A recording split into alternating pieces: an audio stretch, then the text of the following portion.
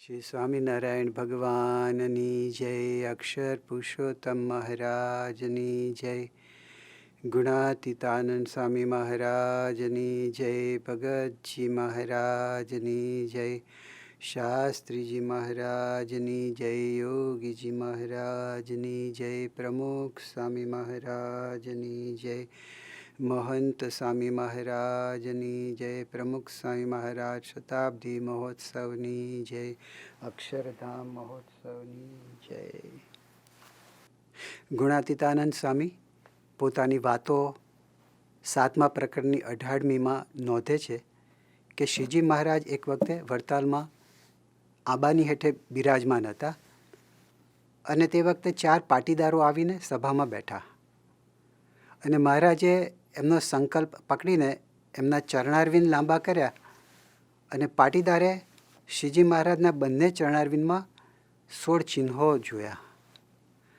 એટલે પછી એમને મહારાજને કીધું કે મહારાજ, તમારા ચરણારવિંદ સામે જોઈએ છીએ ત્યારે તમે પુરુષોત્તમ જણાવ છો, તમારા શરીર સામે જોઈએ છીએ ત્યારે તમે મનુષ્ય જેવા દેખાવ છો, તો અમારે શું સમજવું? ત્યારે શ્રીજી મહારાજે વાત કરી કે તમે જે ચરણારવિંદની વાત કરો છો એ આ બ્રહ્માંડમાં આવે એના માટે વૈરાટ બ્રહ્માએ તેના 50 વર્ષ અને 1.5 પહોર સુધી સ્તુતિ કરી, ત્યારે આ ચરણારવિંદ આ બ્રહ્માંડમાં અહીંયા પૃથ્વી પર આવ્યા છે. બાકી તો તમે સમજવું એમ સમજો. તો આપણને ખ્યાલ આવે છે કે આ મનુષ્ય માટે ભગવાન છે એ અગોચર છે. ઇન્દ્રિયો અંતઃકરણથી ભગવાન છે આપણે જોઈ શકતા નથી, આપણે એને પામી પણ શકતા નથી.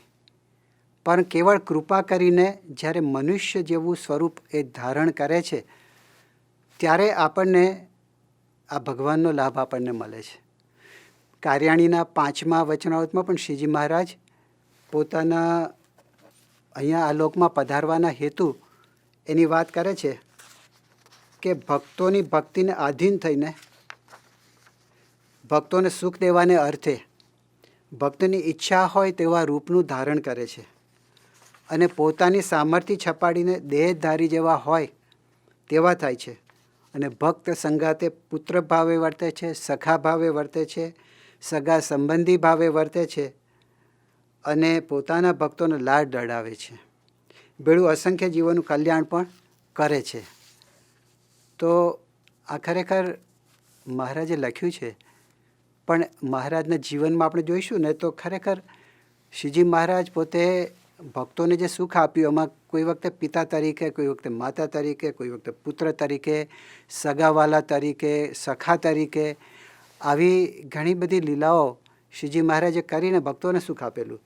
એક વખતે શ્રીજી મહારાજ પોતે અગતરાય ગયેલા અને ત્યાં આગળ એ ગોવિંદરામ એ પોતે મયારામભાઈના ભટ્ટના ભાઈ હતા અને એના દીકરા નારાયણને જનોઈ આપવાની હતી. તો 2 ભાઈઓ અંદર વાત કરે તો મહારાજે પૂછ્યું કે તમે શું વાત કરો છો, શાનો વિચાર કરો છો? ત્યારે ગોવિંદરામે કીધું કે નારાયણને જનોઈ દેવી હોય છે. તો મહારાજે કહ્યું કે નારાયણજી એ ગોવિંદરામનો દીકરો એટલે કે મારો દીકરો પણ કહેવાય, તો આપણે એમને જનોઈ આપીશું. એટલે પછી કહ્યું હતું કે જનોઈ આપે ત્યારે શું કરે છે? ત્યારે કે મહારાજ એ તો જેને જનોઈ આપવાની ફૂલકે નીકળે અને લોકો એને પોષે વધાવે, ઘણા લોકો રૂપિયે વધાવે. તો મહારાજે કીધું કે મારું પણ ફૂલક્યું કાઢો અને ગોવિંદરામને પોષે વધાવે એટલે સાકર ને ફૂલ ને બધું, અને અમને રૂપિયા વધાવે એટલે વધારે રૂપિયા આવે ને. અને પછી મહારાજ પોતે નીકળ્યા અને જે બધું આવ્યા રૂપિયા લગભગ 1000 રૂપિયા આવ્યા અને મહારાજે ભટ્ટજીને આપ્યા કે ભટ્ટજી નારાયણજીની જનોઈના રૂપિયા. એક વખતે શ્રીજી મહારાજ જેતલપુર પધારેલા ગંગામાને ત્યાં, અને ગંગામાએ મહારાજને વાત કરી કે રામાનંદ સ્વામી મારે ઘેર બહુ પધારતા અને રસોઈ જમતા મારી, તો આપ પણ અમારી રસોઈ જમવા માટે અમારે ઘેર પધારો. ત્યારે મહારાજે કીધું કે ગંગામાં તમે મને દીકરો કહીને બોલાવો ને તો હું આવું. તો ગંગામાં કહે કે મહારાજ ભગવાનને દીકરો કેવી રીતે કહેવાય? મારે કે તો અમે નહીં આવીએ. પછી ગંગામાએ કીધું કે ઓ દીકરા, થાળ જમવા પધારો. એટલે મહારાજ પોતે હસતા હસતા જમવા પધાર્યા. એવી જ રીતે મહારાજ પોતે દરેક હરિભક્તોના સગાવાલા થઈને રહ્યા છે. પોતે ભગવાન છે ને બહુ મોટા છે ને એવી મર્યાદા ભગવાને રાખી નથી. સંવત 1869 એટલે કે 69 કાળ કહે છે. ગુજરાતમાં ભયંકર દુષ્કાળ પડેલો. લોકો મરી જતા હતા ખાધા પીધા વગર. ઢોરો મરી જાય. બહુ જ કાળો 3 વર્ષથી વરસાદ નહોતો. તો એ સમયમાં શ્રીજી મહારાજ પોતે વેશ પલટો કરીને એ પોતે ગામે ગામ હરિભક્તોના દેશકાળ જોવા માટે, મદદ કરવા માટે પધારતા. તો એક વખતે મહારાજ પોતે મેથાણ ગામ કચ્છમાં આવ્યું અને એમાં ગામમાં જઈને તલાવ આગળ ઊભા રહ્યા અને એક ભાઈ હતા એને કીધું કે ગામમાં દેવશંકર ને કૃષ્ણજીને એવા સમાચાર આપો કે તમારા સગાવાલા આવ્યા છે. એટલે સમાચાર મળ્યા એટલે ભાઈઓ વિચારમાં પડ્યા કે આપણા સગાવાલા અત્યારે કોણ આવ્યા હશે, જઈએ તો ખરા. તો શ્રીજી મહારાજ તો ત્યાં આગળ છૂટા વાળ, કચ્છી ટોપી, આખો વેશ એવો કે જલ્દી આમ ખબર ના પડે. પણ ધીમે રહીને આમ કોણ હશે અને જોયું ને તો પછી કહું આ તો શ્રીજી મહારાજ છે. એટલે તરત જ પગે લાગ્યા અને કહ્યું કે મહારાજ કૃપાનાથ, આપ એકલા આ ટાણે અમારી ભાડ કાઢવા માટે તમે આવ્યા? તો મહારાજે કીધું કે હા, તમારા સૌની ભાડ કાઢવા માટે ને રક્ષા કરવા માટે હું આવ્યો છું.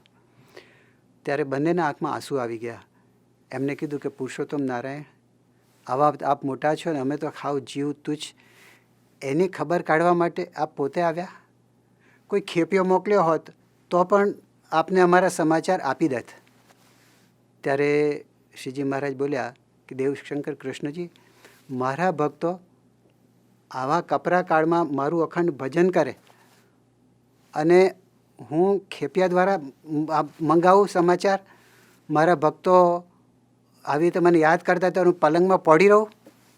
એમના કષ્ટના નિવારણ માટે મારે પોતે જ આવવું પડે અને તો જ એમને પણ શાંતિ થાય ને મને પણ શાંતિ થાય.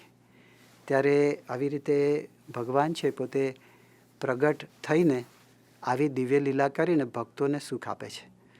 ત્યારે આ પ્રગટની વાત એ શ્રીજી મહારાજે સમજાવી છે. કારણ કે પરોક્ષપણે તો બહુ જ ભજન બધા કરતા હોય, એનાથી સારા સંસ્કાર પડે. પણ આપણા આ બધા સાધનો એની પણ મર્યાદા એ શ્રીજી મહારાજ દર્શાવે છે કે આપણે ભગવાનને રાજી કરવા સાધન કરીએ તો ભગવાન રાજી થાય ખરા, પણ તોય એ સાધનો છે ને એ પહોંચતા નથી ભગવાન સુધી. જેતલપુરના પહેલા વચનાવૃતમાં શ્રીજી મહારાજ આ એક સુંદર આપણને વાત સમજાવે છે કે નિવૃત્તિ અને પ્રવૃત્તિ એ 2 પ્રકારના કર્મ છે. તે તો સુષુપ્તરૂપ માયામાં લીન થઈ જાય છે. જેમ લોકાલોક પર્વત ઉલ્લંઘવા માટે કોઈ સમર્થ નથી, એવી રીતે સુષુપ્તિને પણ કોઈ ઉલ્લંઘી શકતું નથી. પણ એથી પર સામ્યાવસ્થારૂપ માયા છે, તે તો બહુ મોટી છે અને એ તો કોઈ જીવથી ઉલ્લંઘાય નહીં. ત્યારે સર્વ કર્મ અને માયા તેનો નાશ કરનારા અને માયાથી પર સાક્ષાત્કાર પુરુષોત્તમ ભગવાન અથવા તે ભગવાનના મળેલા સંત, તેમની જીવને પ્રાપ્તિ થાય છે ત્યારે તેને આશ્રયથી માયા લોંઘાય છે. મહારાજ શું કહે છે કે જ્યારે સાક્ષાત્કાર પુરુષોત્તમ ભગવાન એટલે કે પરોક્ષ નહીં પણ સાક્ષાત્કાર એટલે સામે જોઈ શકે એ રીતે, અથવા તો તેમના મળેલા સંત એટલે કે પ્રત્યક્ષ સંત એ મળે ત્યારે એમના આશ્રયથી માયા ઉલ્લંઘાય છે. અને આ વાત અનેક વચરાવતમાં શ્રીજી મહારાજે કરી છે. મહારાજ વડતાલના 10મામાં કહે છે કે ભગવાન જ્યારે પૃથ્વી ઉપર પ્રત્યક્ષ ન હોય ત્યારે એમને તે ભગવાનને મળેલા સાધુ તેનો આશ્રય કરો તો તે થકી પણ જીવનું કલ્યાણ થાય છે. અને વડતાલ 14માં શ્રીજી મહારાજ એવી વાત કરે છે, માટે સત્પુરુષનો આશરો કરે ત્યારે ગમે તેવો પાપી હોય તો પણ અતિશય પવિત્ર થઈ જાય છે. વડતાલ 19માં શ્રીજી મહારાજ આ જ વાત સમજાવે છે કે જ્યારે જીવને ભરતખંડને વિશે મનુષ્ય દેહ પ્રાપ્ત થાય છે ત્યારે ભગવાનના અવતાર ક્યાં ભગવાનના સાધુ એ જરૂર પૃથ્વી ઉપર વિચરતા હોય છે અને એ જીવને ઓળખાણ થાય છે ત્યારે એ જીવ ભગવાનનો ભક્ત થાય છે. એટલે પ્રગટ ભગવાન ન હોય તો પછી ભગવાનના અખંડ ધારક સાધુ પણ આ પૃથ્વી ઉપર હોય જ. એટલે મહારાજ પ્રગટ થયા પછીની વાત છે, પહેલાં તો આપણે ખબર નથી, પણ મહારાજ આ પોતે લખે છે. અને એટલા માટે આપણને ભેદ બતાવે છે કે આ પ્રત્યક્ષ ભગવાન એમની પ્રાપ્તિ જે થાય એ કેટલી મોટી વાત છે. અને એ જ એક જ સાધન છે કે આવા પ્રગટ ભગવાન અથવા પ્રગટ સંત એનો આશરો કરીએ તો જ આ જીવનું આત્યંતિક કલ્યાણ થાય છે. મધ્ય 21માં પણ શ્રીજી મહારાજ આવી જ વાત કરે છે કે જેવું પરોક્ષ ભગવાનના રામકૃષ્ણાદિક અવતારનું મહાત્મ્ય જાણે છે તથા નારદ, સનકાદિક, શુકજી, જડભરત, હનુમાન, ઉદ્ધવ ઇત્યાદિક જે પરોક્ષ સાધુ તેનું જેવું મહાત્મ્ય જાણે છે, કારણ કે આ મહાત્મ્ય તો આપણે બધા જાણીએ જ છીએ, પરોક્ષપણે તો આપણે ભજન કરતા જ આવ્યા છીએ. શ્રીજી મહારાજ અહીંયા શું મહારાજે કીધું કે રામકૃષ્ણાદિક અવતાર, પરોક્ષ રામકૃષ્ણાદિક અવતાર, એટલે આ બધા અવતાર થઈ ગયા એટલા માટે પરોક્ષ. અને નારદ, સનકાદિક બહુ બધા મહાન ભક્તો હનુમાનજી જેવા થયા, પણ એ બધા પરોક્ષ છે.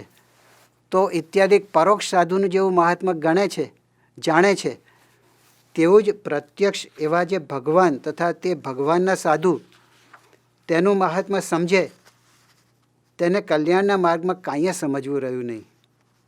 આ વાત આજે સમજો કે લાખ વર્ષે સમજો, પણ સમજે જ છૂટકો છે. જો આ કેટલી અગત્યની વાત શ્રીજી મહારાજ કહે છે કે આપણે બધાને પરોક્ષનો બહુ મહિમા છે, પણ અગત્યનું તો એ છે કે પ્રત્યક્ષ ભગવાન અથવા પ્રત્યક્ષ સંત એ જ આપણા મોક્ષના દાતા હોય છે. અંત્ય બીજામાં પણ શ્રીજી મહારાજ આ જ વાત કરી છે કે જેવી પરોક્ષ દેવને વિશે જીવને પ્રતીતિ છે, તેવી જો પ્રત્યક્ષ ગુરુ હરિરૂપને વિશે આવે તો જેટલા અર્થ પ્રાપ્ત થવાના કહ્યા છે તે સર્વે અર્થ તેને પ્રાપ્ત થાય છે. એટલે પ્રત્યક્ષ ગુરુરૂપ હરિ, એટલે અહીંયા આગળ એ સંતની વાત કરી છે કે પરોક્ષ દેવને વિશે બધાને પ્રતીતિ છે, પણ પ્રગટ આપણા સંત આપણા મનુષ્ય જેવા દેખાય પણ એ ભગવાનના ધારક સંત છે, તો એ જ પ્રાપ્ત થાય તો એને બધા અર્થ પ્રાપ્ત થાય, એટલે શું મોક્ષ પણ પ્રાપ્ત થઈ જાય. અને એટલા માટે શ્રીજી મહારાજ પોતે અંતર્ધ્યાન થયા એ પહેલાં એમને સંતનો મહિમા આટલો બધો લખ્યો છે, કારણ કે એમને ખબર હતી કે અક્ષર બ્રહ્મ દ્વારા આ પ્રગટપણું મારું રહેવાનું છે, એટલે લોકો મને અંતર્ધ્યાન થઈ ગયું ન સમજે, પણ એ સંતની સેવા કરે, એ સંતનો સમાગમ કરે, એ સંતમાં નિષ્ઠા કરે, એ સંતની જે એની સાથે પ્રીતિ કરે. તો આ બધી વાત એટલા માટે શ્રીજી મહારાજે વચનાવતમાં લખી નાખી કે પાછળથી પણ લોકો મૂંઝાય નહીં કે મહારાજ ગયા અને હવે અમારા મોક્ષના દાતા કોણ. તો વરતાલ 5માં શ્રીજી મહારાજ આ વાત કરે છે. પહેલાં તો એવી વાત કરે છે કે ભગવાન અને ઉત્તમ લક્ષણવાળા જે સંત તેની અતિ પ્રેમે કરીને સરખી સેવા જે કરે તો તે કનિષ્ઠ ભક્ત હોય અને 2 જન્મે કે 4 જન્મે કે 10 જન્મે કે 100 જન્મે ઉત્તમ જેવો ભક્ત થવાનો હોય તો તે આને આ જન્મે કરીને ઉત્તમ ભક્ત થાય છે. એવું ભગવાન અને ભગવાનના ભક્ત તેની સરખી સેવા કર્યાનું ફળ છે. જો આ વાત મહારાજ સમજાવે છે. અને આ જે વરતાલનું 5મું છે બહુ અગત્યનું છે. શાસ્ત્રીજી મહારાજે જે અક્ષર પુરુષોત્તમની મૂર્તિ પધરાવી એના મૂળમાં શાસ્ત્રીમાં જ આ સમજાવતા કે જો શ્રીજી મહારાજની આજ્ઞા છે કે જો આપણે ભગવાન અને ભગવાનનો ઉત્તમ ભક્ત એટલે અક્ષર બ્રહ્મ એની સરખી સેવા કરીએ તો 100 જન્મની કસર આ જન્મે ટળે છે. અને એવા મહારાજ અંત્ય 26માં પણ એ વાત કરે છે કે ભગવાનની પેઠે સેવા કરવા યોગ્ય એવા સંત કેવા હોય. આપણને થાય કે ભગવાનની પેઠે કેવી રીતે સેવા થાય, સરખી સેવા કેવી રીતે થાય? તો મહારાજ સ્પષ્ટતા કરે છે કે ભગવાનની પેઠે જેવી ભગવાનની સેવા કરો એવી જ સેવા. પણ એના લક્ષણ બતાવ્યા શ્રીજી મહારાજે. તો શું કીધું કે એવા જે સંત હોય તો કેવા હોય? તો પંચવર્તમાનમાં દ્રઢ રહેતા હોય, પોતાને બ્રહ્મરૂપ માને અને પુરુષોત્તમ ભગવાનની ઉપાસના કરે. એવા સંત મનુષ્ય જેવા પણ ન જાણવા અને દેવ જેવા પણ ન જાણવા. તો મનુષ્યને દેવ ના હોય તો કેવા? ભગવાન જેવા ને બીજા તો કેવા? તો અહીંયા સંત સ્વામી પણ આ સમજાવતા કે પશુ જેવા થોડા હોય મનુષ્ય જેવા નહીં, દેવ જેવા નહીં, તો પછી ભગવાન જેવા, તો ભગવાનની પેઠે સેવા કરવા યોગ્ય આ સંત છે. અને આવા સંતમાં હેતે કરીને જીવ કૃતાર્થ થાય છે. જેમ કે મહારાજે ભક્તો સાથે હેત કર્યું, એવા ભક્તો આવા ભગવાન કાં તો ભગવાનના ધારક સંત એની સાથે હેત કરે તો પછી એનું કલ્યાણ થાય છે. તો અહીંયા મધ્ય 59માં આ વાત શ્રીજી મહારાજ કરે છે કે ભગવાનના સંત સાથે એવું હેત રાખવું, જેવું હેત સ્ત્રી ઉપર છે, પુત્ર ઉપર છે, મા બાપને ભાઈ ઉપર છે, એવું હેત રાખવું. તો એ હેતે કરીને જીવ કૃતાર્થ થઈ જાય છે. તો જેમ મહારાજ પોતે પિતા પુત્ર ભાઈ બન્યા, એવી રીતે આપણે પણ મહારાજને કે આપણા સંત પ્રમુખ સ્વામી મહારાજ, મોહન સ્વામી મહારાજ, એમની સાથે આત્મીયતા એવી જ. ઘણાને આ સંત ઉપર પિતા જેવો ભાવ હોય, ઘણાને સખા જેવો હોય, ઘણાને પુત્ર જેવો હોય. તો આજે તમે જુઓ કે આ બધા જ પ્રમુખ સ્વામી મહારાજના પણ આપણને સેંકડો પ્રસંગો છે. આપણને ખ્યાલ છે કે એ પોતે પણ કેટલા લોકોના પિતા બન્યા છે. અહીંયા ન્યુયોર્કમાં પરેશભાઈ ત્રિવેદી છે, તો એમના લગ્નમાં એમના પિતાશ્રીનું ધામમાં ગયા હતા અને કીધું કે હું તારો પિતા છું. પોતે ત્યાં આગળ ચોરીમાં લગ્નની આવ્યા, સ્ત્રીઓ નથી પણ મર્યાદા પ્રમાણે મહારાજ આવ્યા, સ્વામી બાપા આવ્યા. અહીંયા જ્યારે ઘણા બધા એવા પ્રસંગો આપણને જોવા મળે છે કે જ્યારે આપણને બ્રહ્મતીર્થ સ્વામી, એમને સાધુ થવું હતું, એકના એક પુત્ર હતા અને ત્યારે એમની બહેન છે એને પરણાવવાને તેને બધું બાકી હતું. એને દ્વિધા થઈ, ત્યારે એમણે કીધું કે તારી બહેન છે એનો આધ્યાત્મિક પિતા હું છું અને એની સંભાળ રાખીશ. અને પ્રમુખ સ્વામી મહારાજે ઠેઠ સુધી એમની બહેન, એમની ભણાવવાની બધી જ વ્યવસ્થા એમને કરી અને બધું જ એમને પોતાના જે કુટુંબી તરીકે મહારાજ, દીકરી તરીકે મહારાજ, પણ મર્યાદા હોય પણ એ પ્રમાણે પણ મહારાજે, પ્રમુખ સ્વામી મહારાજે સેંકડો લોકોની સંભાળ રાખી છે. આપણને ખ્યાલ છે કે ઇવન ડ્રાઈવર હોય તો રામુ ડ્રાઈવર હતો આચાર્ય સ્વામીનો, એને તરત લગ્ન થયો, બાપા કે એને ઘર લઈ આપો, એને કપડાં લઈ આપો, વાસણ જોઈશે, હવે એનું ઘર વસાવવાનું. તો આટલી બધી ચિંતા એ શ્રીજીમાં આપણા ગુરુએ, એ પોતે અક્ષર બ્રહ્મ છે, અનંત કોટી બ્રહ્માંડ છે, એનો કોઈ હિસાબ નથી. એમ છતાં પણ નાનામાં નાના ભક્તને એમને પોતાના કુટુંબી તરીકે અને પોતાના ભક્ત તરીકે એમને ધ્યાન રાખ્યું છે. અને એટલા માટે વરતાલ 11માં શ્રીજી મહારાજ એવી વાત કરે છે કે સત્પુરુષને વિશે દ્રઢ આત્મબુદ્ધિ, પ્રીતિ એ જ આત્મદર્શનનું સાધન છે અને એ જ સત્પુરુષનો મહિમા જાણ્યાનું સાધન છે અને એ જ પરમેશ્વરનું સાક્ષાત દર્શન કરવાનું પણ એ જ સાધન છે. એટલે ભગવાનના જે સાક્ષાત્કાર કરવો હોય તો એના માટે પણ સત્પુરુષમાં દ્રઢ આત્મબુદ્ધિ, વરતાલનું 11મું વચનામૃત પણ બહુ અગત્યનું છે. અને એ એટલા માટે શ્રીજી મહારાજે આ બધી વાત કરી અને આપણા માટે બહુ કૃપા કરી કે પોતાના જે અક્ષર બ્રહ્મ, એ ગુણાતીત સંત, એની પરંપરા પોતે આપને આપતા ગયા. પ્રથમ 71ના વચનામૃતમાં શ્રીજી મહારાજ આ વાત કરે છે કે ભગવાન જ્યારે જીવના કલ્યાણને અર્થે મૂર્તિ ધારણ કરે છે ત્યારે પોતાનું અક્ષરધામ, પોતાના ચૈતન્ય મૂર્તિ પાર્ષદો અને પોતાના સર્વે ઐશ્વર્ય એ સહિત જ પધારે છે, પણ બીજાને દેખ્યામાં આવે નહીં. તો મહારાજ પોતે સ્પષ્ટ કહે છે કે પોતાનું અક્ષરધામ પણ લાવે છે, પોતાના મુક્તો લાવે છે. એટલે જો એમાં ભેદ છે. અહીં લખ્યું છે કે અક્ષરધામ અને ચૈતન્ય મૂર્તિ એવા જે પાર્ષદ અને ઐશ્વર્ય એ સહિત પધારે છે. તો પોતાનું અક્ષરધામ પણ લાવ્યા, પોતાના અક્ષર મુક્તો લાવ્યા, બીજા ધામના મુક્તોને પણ લાવ્યા એમનું કલ્યાણ કરવા માટે. અને આ બધું પોતાને આખો સમાજ પોતે લઈને આવ્યા. એ જે આપણે મહારાજના જીવનમાંથી દેખાય છે કે ગુણાન સ્વામીને તો પોતે હતા જ અક્ષરબ્રહ્મ, પણ જે ગોપાળાન સ્વામી, નિત્યાનંદ સ્વામી, મહારાજનું એક જ વખતે દર્શન કર્યું અને એમના ચિત્ત ચોંટી ગયું. બ્રહ્માનંદ સ્વામી એક જ વખતે જોયું અને મહારાજના એમના સંકલ્પો પૂરા કર્યા અને તરત ત્યાં સાધુ થઈ ગયા. તો આ બધા મુક્તો હતા કે મહારાજને જોતા, પહેલી જ વખતે જોતા એમને નિશ્ચય થઈ ગયો, પણ એમાં ગુણાતીત તો એક હતા. તો એ વાત અહીંયા આગળ કહે છે કે શાસ્ત્રીજી મહારાજ છે, શ્રીજી મહારાજે તો ઘણી વખતે ગુણાન સ્વામીની ઓળખાણ આપેલી કે આ ગુણાતીતાનંદ સ્વામી મારું રહેવાનું ધામ અક્ષર બ્રહ્મ છે. પરંતુ એ વાત મહારાજે જે કહી હોય તે વખતે તો આપણે હાજર ના હોઈએ, પણ શાસ્ત્રીજી મહારાજે આ વાત દ્રઢ કરી. એ પોતે જાણી. કેવી રીતે જાણી? તો આ વાત શાસ્ત્રીજી મહારાજ લિખિતન યજ્ઞ પુરુષદાસ ભાગ 2 એ શાસ્ત્રીજી મહારાજનો પત્ર એમાં પ્રકાશિત છે. એ પત્ર છે 7/12/38 લખેલો છે. આફ્રિકાના હરિભક્તોને લખ્યો છે.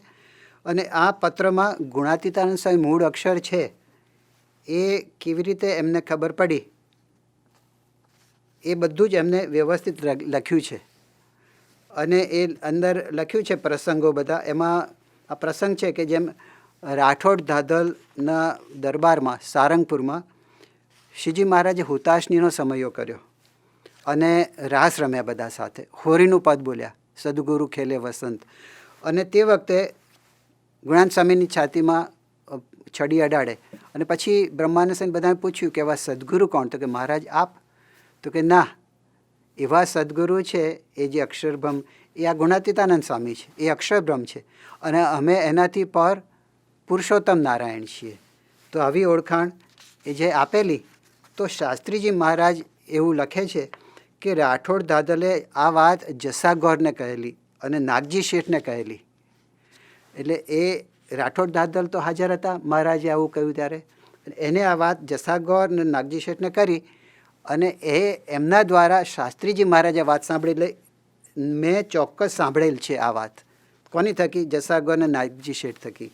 અને પછી અંતે આખા બધા પ્રસંગો લખી અને શાસ્ત્રીજી મહારાજ છેલ્લે પોતે લખે છે કે મને ખોટી વાત ગોઠવણી કરીને બીજાને સમજાવી સ્વાર્થ સાધવો એવું આવડતું નથી અને સત્યમાં ઘણું પાપ છે.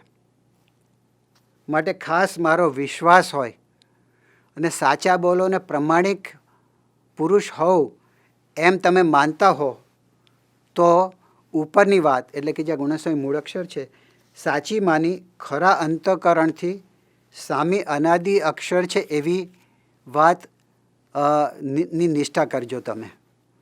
તો આપણને આ ખ્યાલ આવે છે કે આ શાસ્ત્રીજી મહારાજે બહુ જ આમ જબરજસ્ત એ વાત પોતે સમજીને અને પાકી કરીને ખાતરી કરીને આ વાત લખી છે. ગુણાતીતાનંદ સ્વામી પણ પોતે, મહારાજે તેમનો મહિમા કહ્યો હતો, પણ પોતે પણ સ્વામીની વાત 5મા પ્રકરણની 255મી, આવી તો ઘણી વાતો છે, પણ આમાં આ દેખાય છે એવી ને એવી મૂર્તિ અક્ષરધામમાં છે. લગારે ફેર નથી, એમાં તે જ વધારે દેખાડે છે, એટલો જ ફેર છે. માટે મનુષ્ય ભાવ ને દિવ્ય ભાવ એક સમજવો એટલે થઈ રહ્યું. તો આવી ઘણી વાતોમાં ગુણાનંદ સ્વામી પોતે પોતાનો મહિમા કહે છે કે આ હાલે છે અક્ષર છે, આ બેઠું છે અક્ષર છે, તમને દેખાય છે અક્ષર, તમને વાત કરે છે અક્ષર, અક્ષર બ્રહ્મ છે. તો આવી રીતે આપણને ખ્યાલ આવે કે મહારાજ પોતે અંતર્ધ્યાન થયા પછી ગુણાતીતાનંદ સ્વામી દ્વારા એ પોતે પ્રગટ રહ્યા. કેવી રીતે પ્રગટ? કે જેમ અક્ષરના 4 સ્વરૂપ છે, તો અક્ષરધામ છે એ અક્ષરધામમાં શ્રીજી મહારાજ છે. એનો મતલબ કે અક્ષરધામ એમને ભગવાન પુરુષોત્તમ નારાયણ ધારણ કર્યા છે. તો એ જ રીતે આ જે હાલતું ચાલતું મનુષ્ય સ્વરૂપ આપણે દેખાય છે અક્ષરબ્રહ્મ, એમાં પણ મહારાજ પોતે સાક્ષાત જ છે, અંગે અંગમાં જ છે, સમ્યક પ્રકારે જ છે. એટલે એ આપણને સમજાય એવું છે કે આ મહારાજ પોતે અંતર્ધ્યાન થયા પછી ગુણાતીતાનંદ સ્વામી દ્વારા પોતે પ્રગટ રહ્યા. પણ હવે આગળની વાત બહુ સમજવા જેવી છે કે પછીથી પ્રગટપણું કેવી રીતે રહ્યું. એટલે આપણે કર્ણ પરંપરા આપણે સાંભળીએ છીએ, પણ એનો જરા વધારે ઊંડો વિચાર કરીએ તો આપણને ખ્યાલ આવે કે ખરેખર આ પ્રગટપણું કેવી રીતે છે. તો પ્રાગજી ભક્ત આપણે બધા સમજીએ છીએ કે પ્રાગજી ભક્ત દ્વારા પ્રગટપણું રહ્યું. તો કેવી રીતે રહ્યું? તો પ્રાગજી ભક્ત તો સામાન્ય કુટુંબના પોતે હતા અને સામાન્ય ભણતર પણ 4 ચોપડી હશે અને દરજીનું કામ પોતે કરતા હતા. હવે પરંતુ એમને છે ને 3.5 વર્ષ ગુણાતીતાનંદ સ્વામીને મન કર્મ ઇન્દ્રિયોનો ભૂક્કો કાઢી નાખ્યો અને ગુણાનંદ સ્વામીના વચને સેવા કરી, સમાગમ કર્યો 23 કલાક અને 1 જ કલાકનો આરામ. અને એટલું બધો ગુણાનંદ સ્વામીનો રાજીપો લઈ લીધો. પછી ગુણાનંદ સ્વામી એમને ધ્યાનમાં બેસાડ્યા અને પછી સાક્ષાત્કાર કરાયો. અને પછી એમને કીધું કે સત્સંગમાં તમે વાતો કરો. અને ગુણાનંદ સ્વામી અક્ષર છે ને એ બધી વાતો એમને કરી, બ્રહ્મરૂપ થવાની વાતો એમને કરી. અને અંતકાળે ગુણાનંદ સ્વામી પોતે જુનાગઢ જ્યારે છોડ્યું ત્યારે વિચરણ કરવા માટે, ત્યારે એમને પોતે બોલ્યા 40 વર્ષ 4 માસ અને 4 દિવસ આ જૂનાગઢ મંદિરમાં રહીને આ બધું કથા વાર્તા સત્સંગ કર્યો. હવે સત્સંગમાં ફરશું અને મહુએ જઈને રહીશું. એટલે એમને સંકેત કર્યો કે હવે પ્રાગજી ભક્ત દ્વારા પ્રગટપણું મારું રહેશે. અને ખરેખર આપણે બધા માનીએ છીએ કે આ રીતે જીવનચરિત્રમાં પણ વાંચીએ છીએ. ત્યાર પછી શાસ્ત્રીજી મહારાજનો વિચાર કરીએ આપણે તો શાસ્ત્રીજી મહારાજે પોતે સંવત 1939માં વડતાલમાં દીક્ષા લીધી વિહારીલાલજી મહારાજ દ્વારા. તે વખતે ઉંમર એમની 18 વર્ષની હતી. અને આ જ વર્ષમાં સુરત મંદિરમાં ઘનશ્યામ મહારાજની પ્રતિષ્ઠાનો સમય હતો. એટલે આચાર્ય મહારાજ ને ભગતજી મહારાજ બધા પણ આવ્યા હતા. અને ભગતજી મહારાજ કથા વાર્તા કરે. એમાં ભગતજી મહારાજે શાસ્ત્રીજી મહારાજને પૂછ્યું કે એટલે યજ્ઞ પુરુષ દાસને કે સાધુરામ, તમે ત્યાગી તો થઈ ગયા, પણ સ્વામિનારાયણની પૂરી નિષ્ઠા તમે કરી છે કે નહીં? ત્યારે યજ્ઞપુરુષ દાસ સ્વામી કીધું કે શ્રીજી મહારાજ સર્વોપરી માનું છું, એટલે એવી દ્રષ્ટા મેં મારી એવી નિષ્ઠા મેં મારા જીવમાં કરી છે. તો ભગતજી મહારાજ એમને કીધું કે એકલી નારાયણની નિષ્ઠા થઈ કહેવાયા, પણ જ્યાં સુધી ગુણાતીતાનંદ સ્વામી મૂળ અક્ષર છે એવી નિષ્ઠા તમને ન થઈ ત્યાં સુધી સ્વામિનારાયણની નિષ્ઠા પૂરી ન થઈ કહેવાય. કેમ કે સ્વામી અને નારાયણ તો નારાયણની થઈ પણ સ્વામીની નથી થઈ તો સ્વામિનારાયણની નિષ્ઠા તમને પૂરી થઈ કહેવાય નહીં. ત્યારે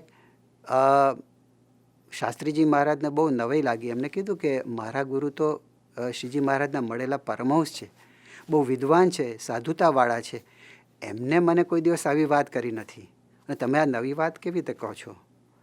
ત્યારે એને કીધું કે જો તારા ગુરુ પણ જાણે છે પણ તને કહેતા નથી. કે મને કેમ કહેતા નથી? કે તું નહીં હોઉં તો કહેશે. તો કે હું નીચે સંતાઈ જઈશ ઢોલિયા નીચે અને એ બોલે તો હું માનીશ. અને પોતે નીચે ઢોલિયા નીચે સંતાઈ ગયા. પછી વિજ્ઞાનાનંદ સ્વામી પોતે ત્યાં આવ્યા અને એમને ભગતજી મહારાજે પૂછ્યું કે તમને ખબર છે કે ગુણાનંદ સ્વામી મૂળ અક્ષર છે? તો કે હા, કે શ્રીજી મહારાજે મને આ બધા પ્રસંગો કહેલા છે. પછી પ્રસંગો બોલ્યા વારાફરતી અને ત્યાર પછી ધીમે રહીને યજ્ઞપુરુષદાસ નીકળ્યા અને કીધું કે લો, તમે મને આ વાત અત્યાર સુધી કેવી કહી જ નહીં, આ કેટલી બધી અગત્યની વાત છે. ત્યારે વિજ્ઞાનાનંદ સ્વામી એમને કીધું કે આ વાત હજી મહારાજ પોતે સર્વોપરી ભગવાન છે એ પણ હજી લોકો સમજી શકતા નથી, તો આ વાત ગુણાનંદ સ્વામી મૂળ અક્ષર છે એ કેવી રીતે સમજવાના છે? એટલા માટે આપણે વાત નથી, લોકોને રૂચે નહીં. પણ શાસ્ત્રીજી મહારાજે દ્રઢ કરી. તે વખતેના બીજા 10 પરમહંસો હતા મહારાજ સમયના હયાત હતા, એમને પૂછ્યું, બધા ભક્તોને પૂછ્યું, આ બધા પ્રસંગો એકત્રિત કરે, એમને પાક્કું ને વચનામૃતમાંથી કે આ જ્ઞાન એમને એ રીતે પ્રાપ્ત કર્યું. અને આ જ્ઞાન શાસ્ત્રીજી મહારાજે યોગીજી મહારાજના પ્રમુખ સ્વામીને પણ આપ્યું. એટલે એ રીતે આ પરંપરામાં જ્ઞાન આપણને અક્ષર પુરુષોત્તમનું થયું અને એ પ્રમાણે પ્રગટપણું પણ રહ્યું. એક ગુરુ અંતર્ધ્યાન થાય અને પછી એ પોતે ભગવાન છે એમનું પ્રગટપણું બીજા દ્વારા થાય. અને મહંત સ્વામીનો વિચાર કરીએ તો પોતે જબલપુરમાં ભણેલા, અંગ્રેજી સ્કૂલમાં, એ લોકો ક્રિશ્ચન સ્કૂલ હતી અને તે વખતે એમને સત્સંગ નહીં. અને આણંદ જ્યારે પોતે પધાર્યા પોતાના વતનમાં ત્યારે યોગીજી મહારાજનો પ્રથમ જોગ થયો અને એમાં અતિશય હેત થયું. અને પછી એમની આજ્ઞા પછી એટલી બધી પાડીને એમને એટલો રાજીપો લીધો તો યોગી બાપાએ સ્થિતિ કરાવી.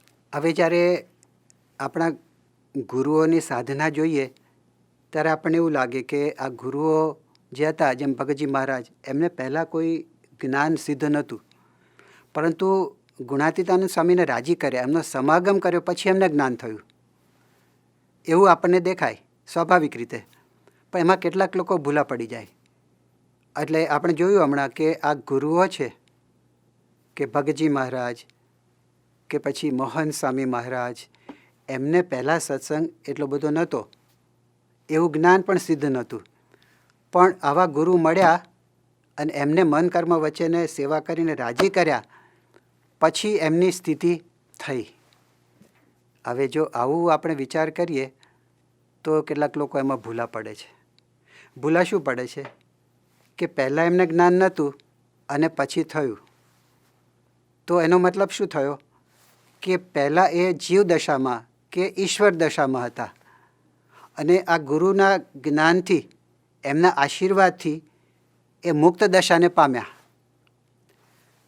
જીવને ઈશ્વર છે, બહુ તો મુક્ત થઈ શકે ને, અક્ષરભ્રમ તો થઈ જ ના શકે. અક્ષરભ્રમ તો અનાદિનું તત્વ છે. તો આ બધા ગુરુઓ છે પોતાના ગુરુ પાસે જ્ઞાન પ્રાપ્ત કરીને પોતે મુક્ત થયા એવું કહેવાય. એટલે આ ગુરુઓની જે પરંપરા છે એ મુક્તોની પરંપરા થઈ ગઈ કે શ્રીજી મહારાજ પરબ્રહ્મ, ગુણાતીતાનંદ સ્વામી અક્ષરબ્રહ્મ, અને અક્ષરબ્રહ્મ થકી આ બધા ગુરુઓ જે બધા છે પાછળના એમને જ્ઞાન પ્રાપ્ત કર્યું અને મુક્ત દશા પામ્યા.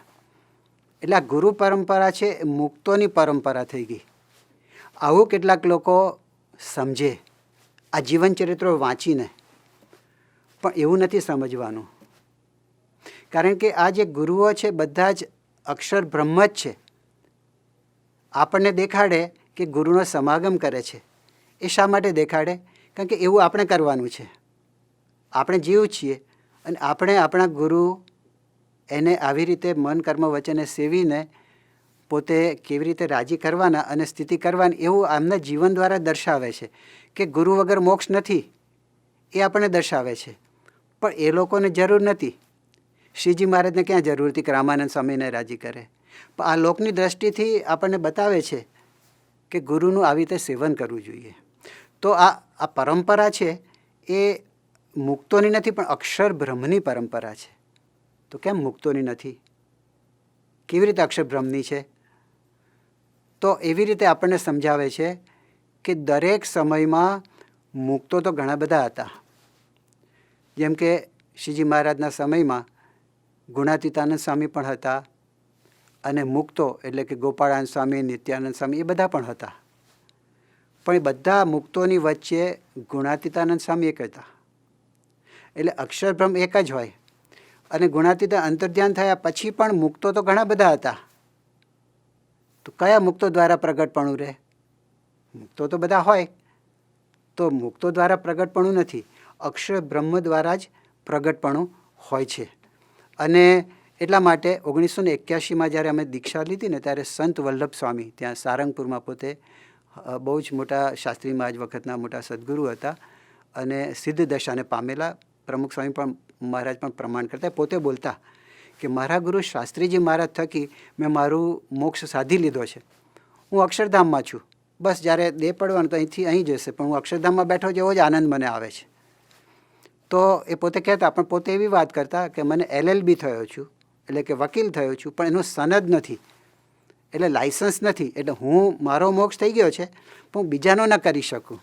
એના માટે તમારે પ્રમુખ સ્વામી મહારાજ પાસે જવું જોઈએ, કારણ કે કલ્યાણ છે ને એ અક્ષરભ્રમ આપી શકે છે. ત્યારે આવું જે પ્રગટપણું છે એ હંમેશા અક્ષરબ્રહ્મ દ્વારા જ ગુણાતીત ગુરુ દ્વારા જ થઈ શકે છે. અને આ વાત શ્રીજી મહારાજે વચનાવૃતમાં પણ સમજાવી છે. પ્રથમના 41ના વચનાવૃતમાં શ્રીજી મહારાજ વાત કરે છે કે ભગવાન છે ને પ્રગટ તો દરેકમાં ભગવાન રહેલા છે, પણ તારતમ્યતા છે. એટલે કેવી રીતે છે? તો પ્રથમ 41માં કહે છે, પુરુષોત્તમ ભગવાન જે તે સર્વમાં કારણપણે અંતર્યામી રૂપે પ્રવેશ કરીને રહ્યા છે, પણ જેવા અક્ષરમાં છે તેવા પ્રકૃતિ પુરુષમાં નથી, અને જેવા પ્રકૃતિ પુરુષમાં છે તેવા પ્રધાન પુરુષમાં નથી. અને એવી રીતે પાત્રની તારતમ્યતાએ કરીને સામર્થ્યમાં તારતમ્યપણું છે. આપણા જીવમાં પણ ભગવાન છે. નીકળે આપણો જીવ છે કશું કરવાને સમર્થ નથી, એટલે આપણા જીવમાં ભગવાન છે, પણ સાક્ષી રૂપે છે, અંતર્યામી રૂપે છે, એ જુદા જુદા એટલે એ પ્રકારે છે. પણ અક્ષર બ્રહ્મમાં જે પ્રગટપણું છે એવું બીજા કોઈ પાત્ર નથી કે એમાંથી. અને આ થોડી સરળતાથી આ વાત શ્રીજી મહારાજે વરતાલના 3જા વચનામાં સમજાવી છે. 4 પ્રકારના મોટા પુરુષનું. એમાં મહારાજ 4 પ્રકારના મોટા પુરુષમાં પહેલો દીવા જેવા કહે છે કે દીવા જેવા હોય, પ્રકાશ આપે, ફૂંક મારો તો ઓલવાઈ જાય. બીજા છે મશાલ જેવા કે વરસાદ આવે તો ઓલવાઈ જાય, તો મોટા પુરુષ કહેવાય, પણ એવો જ વિષયનો બહુ જોગ થાય તો ઓલવાઈ જાય. ત્રીજા કીધા કે વીજળીના અગ્નિ જેવા, ઉપર આકાશમાં કરોડો ટન પાણી છે પણ એમાં વીજળી બુઝાતી નથી. તો આવા સંતને શ્રીજી મહારાજ પોતે એવું કહે છે કે સાધન દશાવાળા ભગવાનના એકાંતિક સંત, એકાંતિક ખરા એટલે માયા પરાભવ એને ન કરી શકે. અને પછી છેલ્લા ચોથા પુરુષ કહે છે વડવાના લગ્ન જેવા. એ કેવા? વડવાના લગ્ન એટલે શું કે દરિયાની તળેટીમાં લાવારસ હોય, જે આપણો હવાઈ આઇલેન્ડમાં ટાપુ છે હવાઈ મોટો બિગ આઇલેન્ડ એવી રીતે થયો છે. પેસિફિક ઓશનમાં એનું જે ફ્લોર છે એ 7 માઇલ સપાટીથી દરિયાની ઉપર એટલું નીચે છે. એટલે 7 માઇલમાંથી લાવારસ નીકળ્યો ઉપરનો આટલો બધો દરિયો છે, ઠંડો પાણી બધું એને ઓલવી ના શક્યું. અને આજે પણ એ લાઈવ છે વલ્કેનો. તો એને શું કહેવાય, મહારાજ વડવાના લગ્ન કહે છે. એ કેવા હોય કે આટલું બધું પાણી હોય ખારું, એને મીઠું કરી નાખે પણ પોતે ઓલાય નહીં એનાથી. તો આવા ખારા જીવોને પણ મીઠા કરે એવો પરમ સિદ્ધ દશાવાળા પરમ એકાંતિક સંત, એટલે અહીંયા ગુણાતીત સંતની વાત કરી છે. યોગીજી મહારાજને પણ પૂછવામાં આવેલું કે આ વચનાવતમાં મહારાજ જુદા જુદા શબ્દો વાપરે, મોટા પુરુષ વાપરે, એકાંતિક સંત વાપરે, પરમ એકાંતિક સંત વાપરે, ભગવાનના મળેલા સંત વાપરે, એટલે આ જુદા જુદા શબ્દો વાપરે. પણ યોગીજી મહારાજને પૂછ્યું, યોગીજી મહારાજ કહે કે આ ગુણાતીત સંત એટલે કે અક્ષર બ્રહ્મની જ વાત છે. ભગવાનની પેઠે સરખી સેવા કરવાનું એ બધી વાત છે અક્ષર બ્રહ્મ માટે છે, કોઈ સામાન્ય સંત માટે નથી. અને પ્રમુખ સ્વામી મહારાજે પોતે પોતાના હસ્તાક્ષરમાં સૈદ્ધાંતિક પત્રો લખેલો છે, જે અત્યારે આપણે બાપાના શબ્દો સરખા વાંચી ના શકીએ, પણ એટલે ટાઈપ કરીને આપણું વચનામૃતની એપમાં મૂકેલું છે. આપ વાંચી શકશો એમાંથી. એમાં અક્ષર બ્રહ્મ છે એના 4 સ્વરૂપો સમજાયા છે. એક તો ચિદાકાશ, એટલે કે આખું બધું જે અનંત બ્રહ્માંડો છે ને એની અંદર છે આખું આકાશ, અપાર અનંત. બીજું છે અક્ષરધામ, જેમાં શ્રીજી મહારાજને મુક્તો રહેલા છે. પછી ત્રીજું અક્ષરધામમાં જે મહારાજ તખ્ત ઉપર બિરાજમાન છે એમની સેવામાં પોતે રહ્યા છે એ છે. અને ચોથું શ્રીજી મહારાજ જે બ્રહ્માંડમાં જ એમની સાથે એમના સેવક તરીકે જાય, એ મનુષ્ય સ્વરૂપે દેખાય કે જે રૂપ ધારણ કરે તો એ છે. તો હવે એમાં ચોથું સ્વરૂપ છે શ્રીજી મહારાજ સાથે, એટલે કે પરબ્રહ્મ સાથે જે અક્ષરબ્રહ્મ જાય છે જે તે બ્રહ્માંડોમાં, અને મનુષ્ય જેવા દેખાય છે કે જે બ્રહ્માંડમાં જે આકાર હોય એવી રીતે દેખાય છે.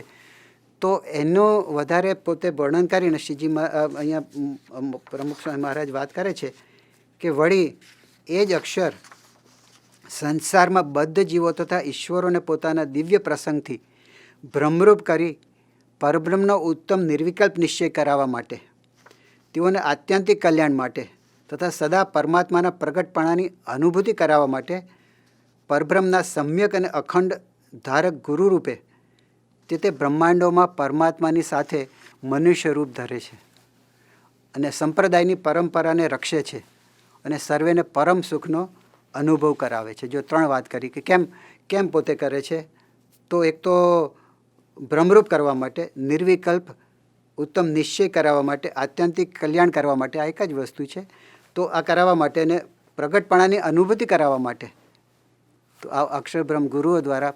અને પછી શ્રી પ્રમુખ સ્વામી મહારાજ લખે છે અક્ષરબ્રહ્મ સ્વરૂપ ગુણાતીત ગુરુઓની પરંપરામાં ગુણાતીતાનંદ સ્વામી, ભગતજી મહારાજ, શાસ્ત્રીજી મહારાજ અને યોગીજી મહારાજ પ્રગટ થયા છે. અને આ પરંપરા અખંડ ચાલુ જ રહે છે. અને એક કાળે એવા એક જ ગુરુ દ્વારા આત્યંતિક કલ્યાણનો માર્ગ ચાલુ રહે છે. ત્યારે આ કેટલી સ્પષ્ટ વાત એ લખી કે આ બધા ગુરુઓ છે એ અક્ષર બ્રહ્મ છે, એના દ્વારા આ પ્રગટપણું છે. મોહન સ્વામી મહારાજને પોતે અહીંયા 1999માં શ્રીજી મહારાજ 1999માં પાડગોળ, જે ખેડા જિલ્લામાં ગામ આવ્યું છે, એમાં મૂર્તિ પ્રતિષ્ઠા કરવાની હતી. અને પ્રમુખ સ્વામી મહારાજે પ્રતિષ્ઠા કરી અને આ સદગુરુ સંતો પણ બધા આવેલા, પૂજ્ય મોહન સ્વામી મહારાજ, પૂજ્ય ત્યાગવલ્લભ સ્વામી, અને સાંજે પછી બધા મહેડાવ મંદિરમાં પોતે ત્યાં ગયેલા. અમેરિકાના પણ કેટલાક હરિભક્તો ત્યાં ગયેલા પ્રતિષ્ઠામાં. અને તે વખતે એ હરિભક્તોમાં એટલાન્ટાના દિનુભાઈ અમીન હતા, બર્મિંગહામના મહેન્દ્રભાઈ હતા અને ડલાસના હર્ષદભાઈ હતા. તો એમને મોહન સ્વામી મહારાજને પ્રશ્ન પૂછેલો, એટલે 1999માં જ્યારે પોતે સદગુરુ હતા ત્યારે એમને પ્રશ્ન એવો પૂછ્યો કે શાસ્ત્રીજી મહારાજ વખતે 3 સત્પુરુષ હતા, શાસ્ત્રીજી મહારાજ, યોગી મહારાજના પ્રમુખ સ્વામી. તો એનું શું સમજવું? એટલે મોહન સ્વામી કે શું સમજવું એટલે શું તમે પૂછવા માગો છો? તો કે 3 પોતે સત્પુરુષ એટલે કે અક્ષર બ્રહ્મ હતા ને, એટલે અનાદિના પુરુષ હતા ને. તો કે હા. તો પછી એ જો અનાદિના પુરુષ હોય તો 3માં ભગવાન તો અનાદિના હોય. એટલે જ્યારે શાસ્ત્રીજી મહારાજ હતા એમાં પણ ભગવાન અને એ જ રીતે યોગી મહારાજ હતા એ પણ અક્ષરબ્રહ્મ, તો એમાં પણ ભગવાન એવા જ હોય અને યોગી પ્રમુખ સ્વામી પણ એવા હોય. ત્યારે મોહન સ્વામી બહુ સરસ એનો ઉત્તર આપેલો કે ત્રણેય દુકાનોમાં માલ સરખો હતો, પણ જે દુકાન ખુલ્લી હોય એમાંથી માલ મળે. એટલે એટલી સરસ વાત કરી. માલ સરખો હતો એટલે શું કે શ્રીજી મહારાજ તો સરખા જ હતા, પણ દુકાન ખુલે પછી પણ ત્રણે સામે ના ખુલે, એક પછી એક ખૂજ. પણ પ્રશ્ન પૂછનારને ખબર નથી કે હું જેને પ્રશ્ન પૂછું છું એ ચોથી દુકાન છે, ભવિષ્યમાં ખુલવાની છે. મોહન સ્વામીને એક વખતે પ્રશ્ન પૂછેલો કે સ્વામી, એટલે ગાદી પર આવ્યા પછી, ગુરુ થયા પછી, કે તમને પહેલાં ખબર હતી ને? આમ તો લાગે કે તમને સત્સંગ નહોતો, પણ તમને તો ખબર હશે ને કે તમે અક્ષરબ્રહ્મ પોતે છો, એટલે અનાદિના છો. તો મોહન સ્વામી કહે એ તો ખબર જ હોય ને. તો કે અત્યાર સુધી તમે આટલું બધું ઐશ્વર્ય કેવી રીતે દબાય? અખંડ ધારક તમે પણ હતા જ્યારે યોગી બાપા હતા અને પ્રમુખ સ્વામી હતા. તમે આટલું બધું ઐશ્વર્ય કેમ દબાઈ રાખ્યું, કહ્યું કેમ નહીં કોઈને? ત્યારે એમને વાત કરી હતી કે કહીએ ને તો શ્રીજી મહારાજ કલ્યાણ માટેનો માસ્ટર પ્લાન છે ને જે બનાવ્યો છે એ બધો બગડી જાય. એટલે પણ તમે આપણે વિચાર કરીએ કે શ્રીજી મહારાજે કેવી સુંદર વ્યવસ્થા કરી છે પ્રગટપણાની. તમે જુઓ, જુદી જુદી પરંપરામાં જુદું જુદું હોય કે અક્ષરબ્રહ્મને પણ એવો આદેશ આપ્યો કે ભાઈ તમે બીજા સ્વરૂપ ધારણ કરો. કે આપણે તો એક જીવ છે ને એક આપણો દેહ છે, આપણે તો કંઈ એક જીવ હોય ને 2-3 દેહ ધારણ નથી કરી શકતા. પણ અક્ષરબ્રહ્મ તો ઐશ્વર્યનું અપાર છે, અનંત છે, આપણી કલ્પના બહારની વસ્તુ છે. અને પૂર્વે પણ જે શુકદેવજીને બધા છે પોતે દોડતા હતા અને એમનો પાછો જવાબ આપ્યો એ વૃક્ષમાં રહીને આપ્યો. એટલે કેવું કે એમનો પ્રવેશ વૃક્ષમાં હોય. શંકરાચાર્ય રાજામાં પ્રવેશ કર્યો. અનંત સ્વરૂપો અક્ષરબ્રહ્મ ધારણ કરી શકે છે. તો એ પોતે હયાત હોય અને એમને કહ્યું કે હવે હું 20 વર્ષ પછી 25 વર્ષ પછી ધામમાં જઈશ, તો તે વખતે પાછા બીજા સ્વરૂપો પણ ધારણ કરે. પણ પછી જ્યારે અંતર્ધ્યાન થાય ત્યારે તરત જ બીજું સ્વરૂપ એ પોતે તૈયાર જ હોય અને એ પોતે એમાં ભગવાન પ્રગટપણું એમને તે વખતે દેખાડે. એટલે દુકાન ખુલે તે વખતે બંધ હતી, માલ તો હતો જ. તો આપણે ખરેખર આ ગુરુઓ કેટલો બધો દાખલો કરે છે આપણને ખબર પડે કે પ્રમુખ સ્વામી મહારાજ પોતે અનાદિના પુરુષ હતા, અક્ષરબ્રહ્મ હતા, મહારાજ એમાં પ્રગટ હતા. પરંતુ શાસ્ત્રીમાં યોગીજી મહારાજ હતા ત્યારે એકદમ દાસ ભાવે પોતે વર્ત્યા, બધાની સેવા કરી, નાના નાના હરિભક્તોની એમને સેવા કરી. અને મોહન સ્વામી મહારાજ પણ પ્રમુખ સ્વામીએ બહુ અદ્ભુત કાર્ય કર્યું, આપણને બહુ સુખ આપ્યું અને બહુ લાંબા સમય સુધી.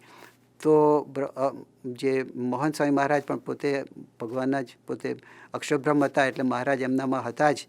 પણ 80 વર્ષ સુધી પોતે બધું જ ઐશ્વર્ય દાબીને એક સામાન્ય સાધુ તરીકે આવો ભીડો વેઠી માન અપમાન સહન કર્યા અને આ સત્સંગની સેવા કરી. ત્યારે આપણને લાગે કે આટલી બધી સુંદર વ્યવસ્થા, પ્રગટ પુરુષ આપણને મહારાજ પ્રગટ રહે આવા ગુરુઓ પોતે ભીડો વેઠીને દાખલો કરીને પોતે સહન કરે છે આપણને મહારાજનું સુખ આપવા માટે. ત્યારે આપણને ખ્યાલ આવે, આપણે કેટલાક લોકોના મનમાં એવું થાય કે 3 સત્પુરુષ તે વખતે હતા શાસ્ત્રીમાં, તો ત્રણેયની દુકાનો જોડે જ ખુલી ગઈ હોત તો 3 ગણો લાભ થાત ને. પણ એ મહારાજ એવું નથી કરવા માગતા, કારણ કે એનાથી શું થાય, ઘણા પ્રશ્નો થાય. પતિવ્રતાની ભક્તિ ન રહે, ખેંચતાણ થાય, એટલે આ બધા ઘણા પ્રશ્નો થાય. એટલા માટે મહારાજ પોતે એક જ સત્પુરુષ દ્વારા, એક જ અક્ષરબ્રહ્મ દ્વારા પ્રગટપણું એ આ રાખે છે આ સંપ્રદાયમાં. અને એટલા માટે આ વસ્તુ આપણને લાભ મળે છે. હવે કેટલાક લોકો શું છે કે અક્ષરબ્રહ્મ આ જે ગુરુઓ છે એનું વ્યક્તિત્વની કમ્પેરિઝન કરે છે કે ભાઈ હા શાસ્ત્રીમાં જ બહુ મોટા કહેવાય ને યોગી બાપા તો એવા ના કહેવાય, અથવા તો પ્રમુખ સ્વામીઓ બહુ મોટા કહેવાય અને મોહન સ્વામી છે ને એમના જેવા તો ન કહેવાય. હવે આ જે એમનું વ્યક્તિત્વ એ ધારણ કરે છે, જો તત્વ એક જ છે, સામર્થ્ય સરખી જ છે, બધું જ છે, જે સમયે જે જરૂર હોય એ પ્રમાણે એમને જે નક્કી કર્યું, મહારાજની જે મરજી હોય એ પ્રમાણે અક્ષરબ્રહ્મ કાર્ય કરે છે, એમાં રહીને મહારાજ કાર્ય કરે છે. તો તમે જુઓ કે શાસ્ત્રીજી મહારાજ કેવા નીડર હતા. બાળપણમાં વિહારીલાલજી મહારાજને બધાએ ગોરધનભાઈ કોઠારી જો કે આ તો બહુ ચબરાક બાળક છે, હમણે કોઠારી બનાવવા છે, એને કીધું કોઠારી બન. તો કીધું કે ના મારે કોઠારી નથી, મારે તો સાધુ બનવું છે. તો કે આ મંદિરમાં નહીં આવવા દઈએ. તો કે ભલે. હવે આટલા નીડરતા પોતે બાળપણમાં હતી. અને લીમડીના ઠાકોર સાહેબ જેમને જમીન આપી હતી સારંગપુરના મંદિર બાંધવા માટે, કોકે એમને કીધું કે મધ્ય મંદિરમાં રાધાકૃષ્ણ પધરાવે એવું કહો. કીધું તો શાસ્ત્રીજી મહારાજે કીધું કે મૂડાયું છે ને તો અક્ષર પુરુષોત્તમ માટે મૂડાયું છે.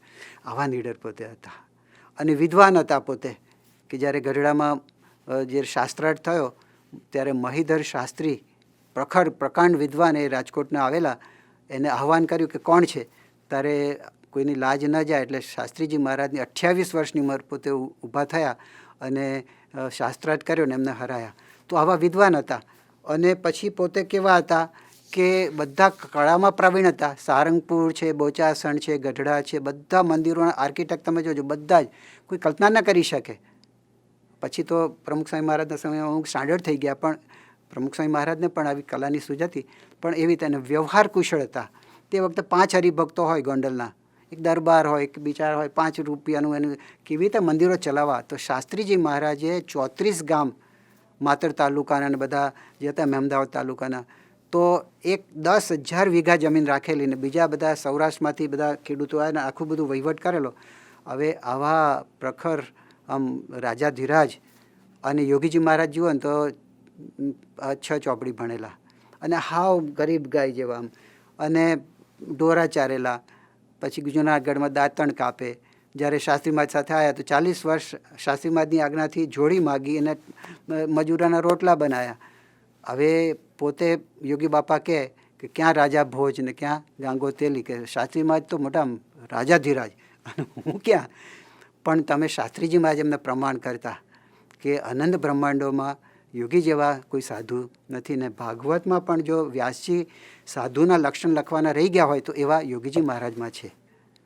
તો આપણને ખબર પડે. પણ યોગી બાપા આમ એવા નિર્દોષ, આમ એવું પ્રકૃતિ બતાવે કે એક વખતે ગોંડલમાં બધી સભા થઈ હતી ને મહારાજા સાહેબ આવેલા અને યોગી બાપા કે હવે છે ને મરહુમ મહારાજા સાહેબ પ્રવચન આપશે. એટલે અખા બાપુની ચોટલી ઊંચી થઈ ગઈ કે આ શું બોલે છે યોગી બાપા, કેટલું ઇન્સલ્ટિંગ કહેવાય. પછી બધી પતી ગઈ વાત. મહારાજા સાહેબ તો રાજી થઈને બોલ્યા પણ કે બાપા તમને ખબર છે કે મરહુમ એટલે શું? હા કે એ મોટી પદવી છે. કે તમને કેવી રીતે ખબર પડી? એ કે નિર્ગુણદાસ સ્વામી સાથે અમે મહેલમાં ગયા હતા ને ત્યારે બધા ચિત્રો હતા મહારાજા સાહેબના, નીચે લખ્યું હતું મરહુમ મહારાજા સાહેબ, મરહુમ મહારાજા સાહેબ ફલાણા. કે બાપા મરહુમ એટલે તો ધામમાં જાય પછી લખે. ઓ કે મને શું ખબર, મને એવું કે મોટું ટાઇટલ હશે.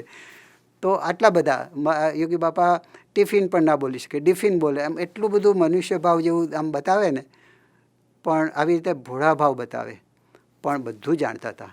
અને એમનું કેવું અદ્ભુત કામ કર્યું. આવા મોટા જો ડૉક્ટર સ્વામી કોઠારી બાબા, મન સ્વામી જેવા સદગુરુઓ કર્યા, આવા સાધુઓ કર્યા, યુવક મંડળો સ્થાપ્યા, સત્સંગ સભાઓ કરી, સત્સંગ પરીક્ષા કરી, આ બાળ મંડળો સ્થાપ્યા. કેટલું બધું આખું જે કામ શાસ્ત્રીમાં જે મંદિરો બાંધ્યા અને આખો સત્સંગનું માળખું એ યોગી બાપાએ કર્યું. એટલે કેવું છે કે ભલે દરેક આમ મંદિરો નથી બાંધ્યા, પણ કેવું કે પ્રકૃતિ જુદી, આમ ગરીબ હોય પણ સામર્થ્ય તો એક જ છે, તત્વ તો એક જ છે.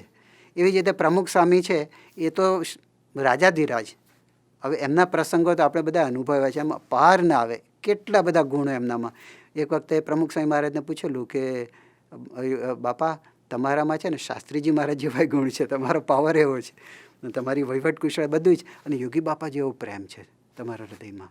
તો કે તમારે બંને સત્પુરુષના ગુણો આપનામાં છે. ત્યારે એમને કીધું કે બંને ગુરુઓ છે એમની કૃપા મારા ઉપર છે, મેં એમની સેવા કરી તો એમની કૃપાથી મારામાં બંને ગુરુઓના ગુણ આવેલા છે. અને મન સ્વામી જુઓ તો યોગી બાપા જેવા એકદમ ગરીબ પ્રકૃતિ, રાજાધિરાજ કોઈ દિવસ ના થાય પ્રમુખ સ્વામીની જેમ, પણ તમે જુઓ કે તત્વ એક જ છે. એને જે વખતે જે કાર્ય જરૂર પડે, જે વખતે પર્સનાલિટીની જરૂર પડે એ પોતે ગ્રહણ કરે છે. ત્યારે એક જ વસ્તુ છે, પ્રમુખ સ્વામી મહારાજ અંતર્ધ્યાન થયા ત્યારે મુંબઈના જે મોહનભાઈ ભાનુશાળી બહુ જ બાપા સાથે હેત અને બાપાના ઉતારાની સેવામાં કરીને એમને બહુ આઘાત લાગેલો અને બહુ જ રડે પોતે કે ભાઈ હું માનસી કરું છું ને બાપાને ઉઠાડું છું, પ્રમુખ સ્વામીને ઉઠતા નથી આ. અને ત્યારે પ્રમુખ સ્વામી મહારાજે એમને દર્શન આપેલા અને કીધેલું કે મોહનભાઈ તમે ભૂલા પડ્યા, હું ક્યાં ગયો છું, કે હું મોહન સ્વામીમાં જ હું પ્રગટ છું, હું એ જ મારું સ્વરૂપ છે, હું ગયો નથી. આ વાત એમને કરેલી. ત્યારે આ વાત બહુ જ આપણે સમજીને જીવમાં નિષ્ઠા આ વાત કરવાની છે. આવી રીતે આપણે આપણા જીવનમાં શ્રીજી મહારાજના જે વચનમાં આપણે વિશ્વાસ મૂકીએ, આપણા જે ગુરુઓ છે એના જીવનમાં પણ વિશ્વાસ મૂકીએ, એમના જીવનના પ્રસંગો જોઈએ, આ શાસ્ત્રનું અધ્યયન કરીએ, આપણો ઇતિહાસ જોઈએ, અને બધામાંથી આ બહુ સ્પષ્ટ આપણને સમજાય છે અને આપણને પ્રતીતિ થાય છે જ્યારે પ્રમુખ સ્વામી મહારાજે પોતે પત્ર લખીને કીધું કે મારા પછી મારા સ્થાને ગુરુ સ્થાને અને સંસ્થાના પ્રમુખ તરીકે મોહન સ્વામી મહારાજ છે, તો આપણને ગુરુના વચનમાં પણ વિશ્વાસ છે. તો આજે આપણને પ્રતીત થાય છે આપણે બહુ ભાગ્યશાળી છે કે શ્રીજી મહારાજ અંતર્ધ્યાન નથી થયા, પણ એ જ સુખ આપણને આ ગુણાતીત સંત દ્વારા એટલે કે મોહન સ્વામી મહારાજ દ્વારા પ્રાપ્ત થાય છે. ગુણાતીતાનંદ સ્વામી પણ વાત કરી હતી જ્યારે જાગા ભક્ત પોતે ઉદાસ થઈ ગયા મહારાજના ચરિત્રો સાંભળ્યા ત્યારે કીધું કે કેમ ઉદાસ થયા? ત્યારે કે મહારાજના સમયમાં જો આપણો દેહ હોત તો આપણને આ બધું મહારાજનું સુખ મળે. તો કે તમને ખબર છે ભગવાનનું સુખ? ના. તો કે ભગવાનના 4 સુખ છે: દર્શન, વાતું, પ્રસાદીને મળવું. આથી મારે તમને આપવા, એટલે કે એ જ મહારાજનું સુખ ગુણાનંદ સ્વામી એ જાગા ભક્તને આપ્યું. તો આપણને બહુ જ મોટા ભાગ્ય છે. તો આ વાત હંમેશા પ્રાપ્તિના મહિમાનો વિચાર આપણે કરવો. આવી નિષ્ઠા આપણે કરીએ તો ખરેખર સત્પુરુષમાં આવું જોડાણ આપણું થાય અને આપણે બ્રાહ્મ્ય સ્થિતિને પ્રાપ્ત કરી શકીએ, આપણે ગુરુને રાજી કરી શકીએ. એ જ આજના દિવસે પ્રાર્થના. શ્રી સ્વામિનારાયણ ભગવાનની જય.